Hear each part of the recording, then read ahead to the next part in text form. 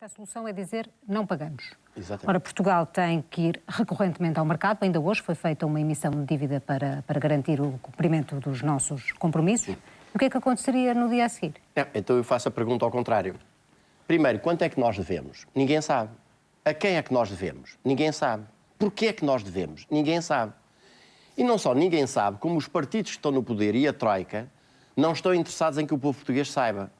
Porque sabem perfeitamente que no primeiro momento em que o povo português soubesse, não estava disposto a dar nem mais um cêntimo para esse peditório.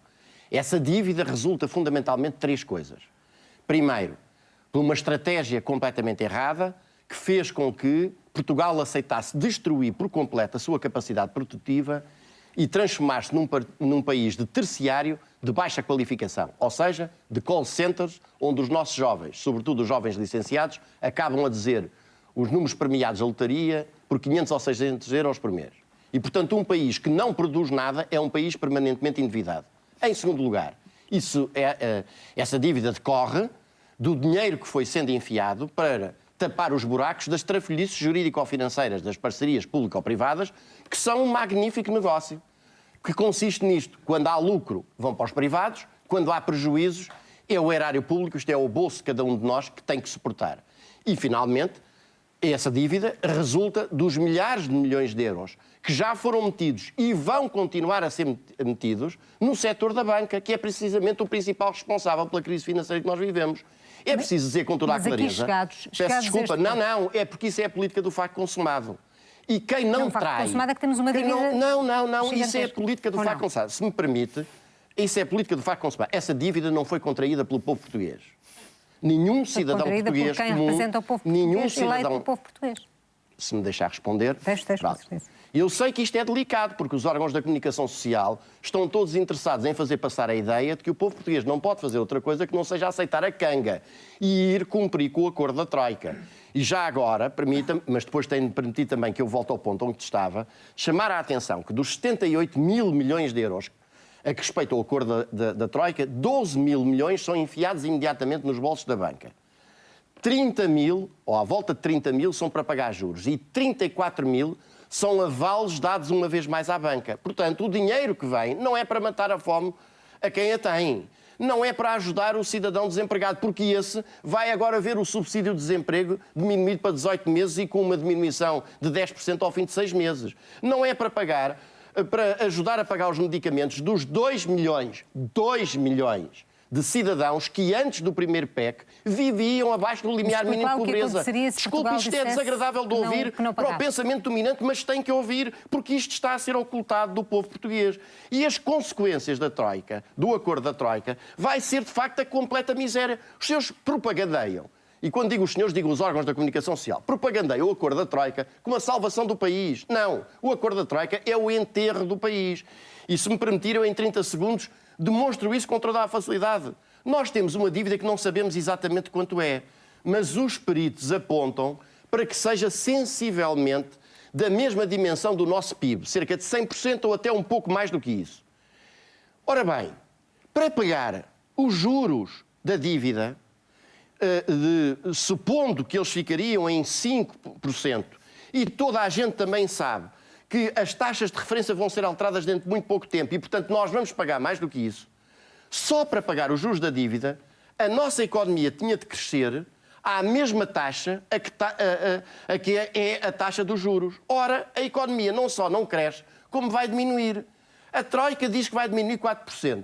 Mas o próprio FMI, e aliás há um estudo muito interessante, que está a ser também completamente ocultado da opinião pública, que é um estudo do próprio FMI, feito em outubro de 2010, que demonstra como numa situação de crise, e isto é um estudo feito a partir da experiência de 30 países, numa situação de crise, um esforço de consolidação orçamental de 1% representa um decréscimo do PIB de 1%. Ora bem, este objetivo da Troika significa tentar diminuir o déficit em 6 pontos, 9,1 para 3, ou seja, 6 pontos. Isso significa que o nosso déficit vai ser de 6 pontos.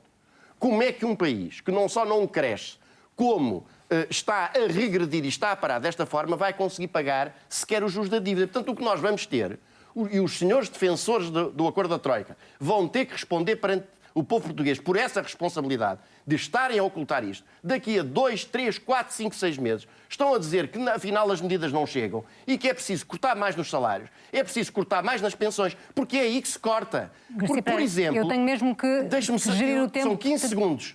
São 15 segundos para dizer isto. Por favor. O próprio acordo da Troika calcula o valor da evasão e da fraude fiscal, que toda a gente sabe que em Portugal só os trabalhadores por conta do outro é que pagam impostos, em 7 mil milhões de euros.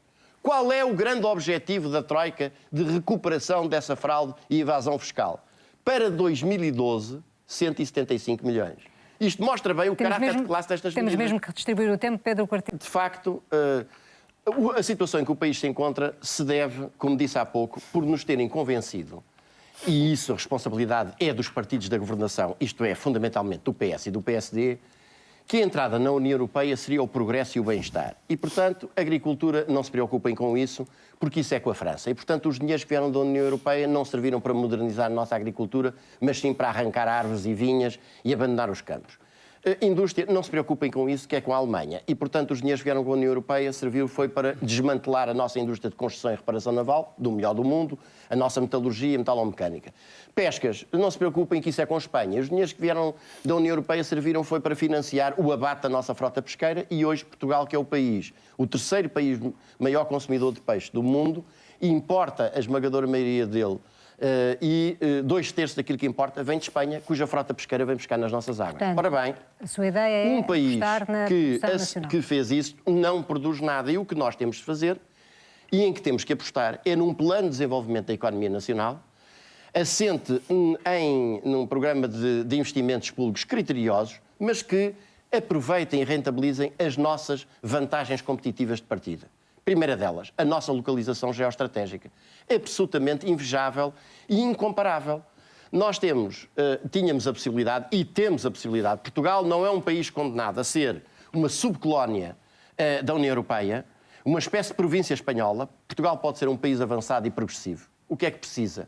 Precisa de ter uma rede de portos atlânticos devidamente modernizados e repetechados. Já temos Sines, que é o único porto atlântico de águas profundas da União Europeia, e uma rede de transporte ferroviário de bitola europeia, misto, passageiros e mercadorias, com um eixo de norte a sul do país ligando esses portos e um eixo fundamental, não pelo traçado que Espanha nos quer impor, mas pela rota tradicional dos imigrantes, que é aquele que tornaria os nossos portos... Deixe-me só terminar, por favor. Temos mesmo que... Pois, mas não pode pormenorizar muito cada uma das ideias. É esta a tragédia com que nós, estes partidos, nos debatemos. É que os outros têm 70 horas para expor as suas ideias. A gente tem 70 segundos. E em 70 segundos não se define bem um plano de desenvolvimento nacional, de economia nacional. Mas com esta estrutura nós podíamos ser, de facto, essa porta de entrada e de saída. Porque, repara, hoje o essencial da carga pesada faz-se por mar.